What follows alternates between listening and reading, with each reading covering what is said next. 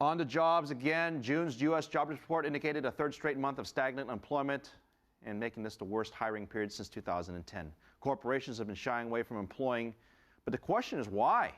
Here with me to dive into this question is the president of Mercer and Associates, David Mercer, and Burkman and Associates president, Jack Burkman. And gentlemen, thank you again for being on the show. The question a lot of people are asking, and we were talking to the producers earlier today, and there was some questions about, are corporations holding back to hire because of the election? Or I guess to put it nicely, are they just going to wait until the elections are over, or in case the Republicans win? Yeah, I don't think so. I mean, corporations aren't hiring because they probably don't need people. I mean, I don't think it's really a big public question. I think when you have a liberal Democrat in the White House, they want to turn this into some kind of a public debate whether corporations are hiring. Companies hire people when they need them. That's capitalism. It's really as simple as that. Companies hire when there's demand, and as we all know, we've been trying to increase demand because with demand you get growth. And we have had some demand. We've had 25 months of job growth with 4.2 million jobs or more over the last 25 months.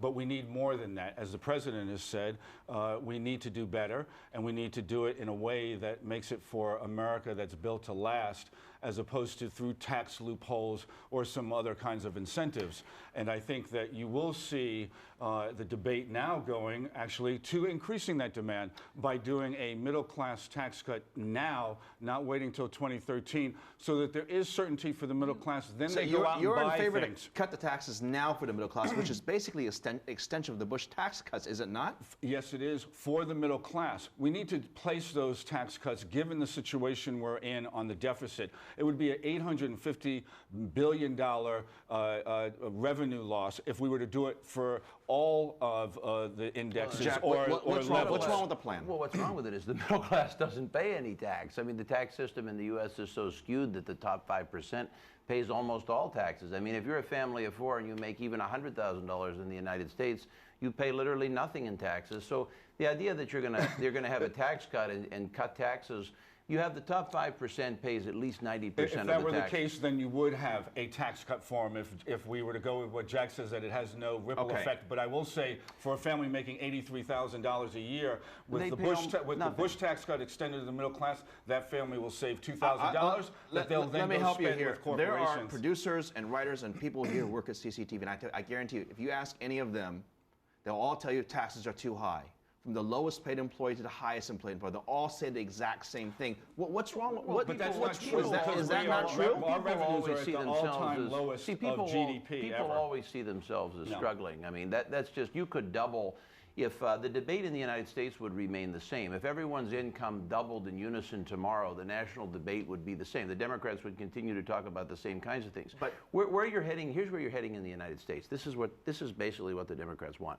If you continue down the road that somebody like Obama wants, in about 5 years, fully 90% of the U.S. population will pay nothing in taxes, will simply exist for their own selves.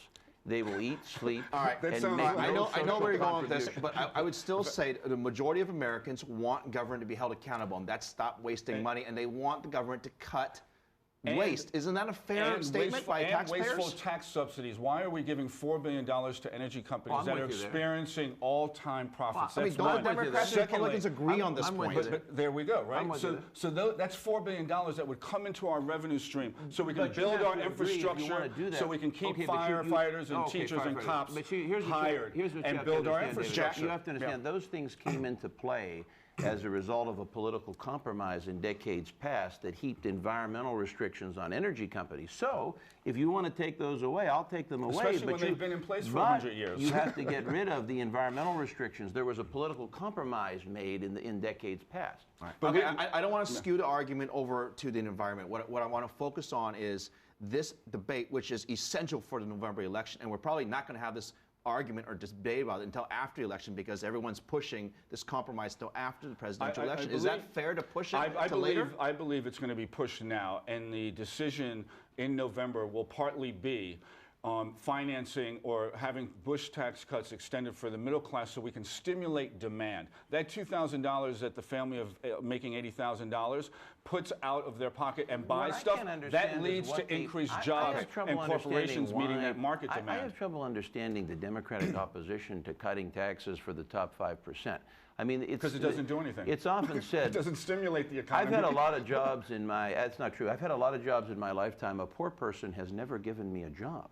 If you want to create jobs, you guys are going to get me in trouble. If you want to create jobs in the U.S., we're going to have to continue this conversation another time. This has been excellent. Jack, David, thank you very much. Pleasure. And we'll talk Pleasure. about the fiscal cliff much more coming up. Look forward to it.